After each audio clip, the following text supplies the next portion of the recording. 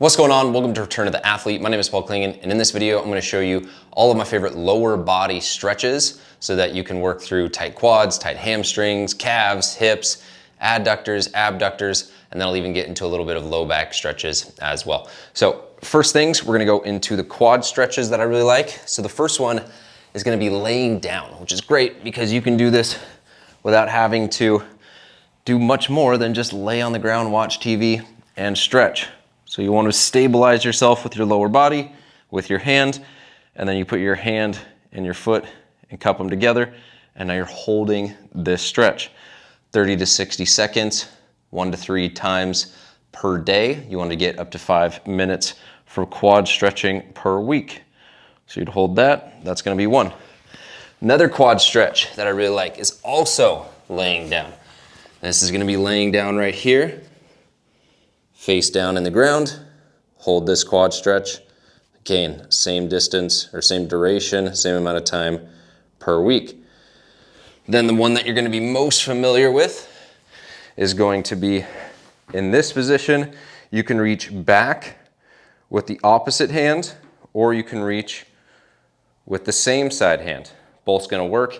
You might anchor your foot onto a bench, onto a couch as you're doing this, but then you're holding here. 3 really good stretches for the quad.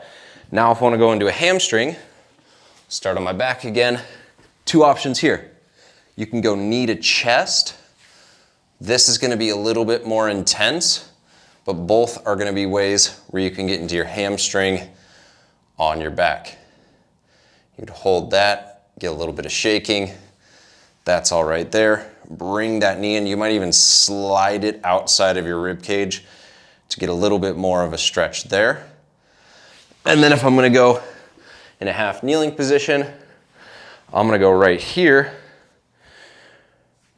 Soft bend to the knee so they can really get into the belly of the muscle. And then I'm going to hinge at the hip to get deeper.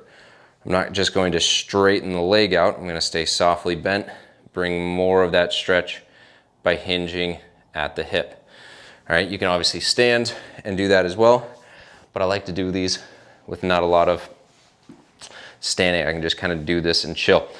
Now, if I want to go into the adductor, so this is the inner groin, going to be right here.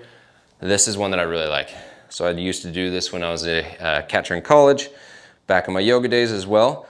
So you're going to oscillate in and out of this position. Now this is actually getting the inner hamstring, but those adductors, inner hamstrings have a lot of overlap. So you should feel this right in here. You can sit in it for an extended period of time. You can come up. You can sit in it. It'd be a great way to work into that adductor. You can also go straight into that goalie position. Spread the feet out, and you're just gonna hold here. Now this is what you might see as like a frog stretch, goalie stretch. You're gonna get both sides. And if you want to just focus on one, I'd go back to the one that I was just doing. But if you want to get both, you can do that here. Getting your adductors. You can do the same thing from a laying down position by simply doing what would be in yoga, happy baby. But the big thing you want to get here is those knees moving away from each other so that you can get into an adductor stretch. If you want to just do one side, just do one side as such, but you're trying to create more separation. That's not a stretch.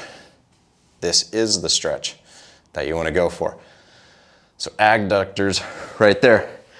Then we got the calves. Calves. I love the calves, especially if you're a runner. You're going to definitely need to work into the calves. So this is going to be one that you can do. Typically having a wall is going to be a little bit more helpful here, but you're stretching, get into the belly of this, trying to drive that heel down and drive this knee over the toe. So again, 30 to 60 seconds, you'd hold that. Another way that you can approach this is by pulling that toe in a laying down position. So you're getting a stretch here as well. Again, the same thing that you're doing in both of them is you're basically just going into dorsiflexion. You're trying to decrease the angle from here to here and pull it towards your shin. Now, if you needed to stretch this front side, you would just do the opposite. You would plantar flex, point your toe away from the shin, contract this, get some length into there. Last thing you could do here, you won't be able to see me all the way or do this necessarily on a yoga block, but you could do this on the stairs as well. So you'd start up, eccentric heel drops, and right here, I'm gonna find a really good stretch at the bottom of this because I'm bringing my toes up to an elevated position and I'm getting a stretch, bam, right into the calves.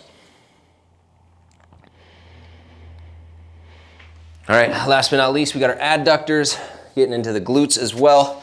So with this position, you're gonna be able to get into the outer hip.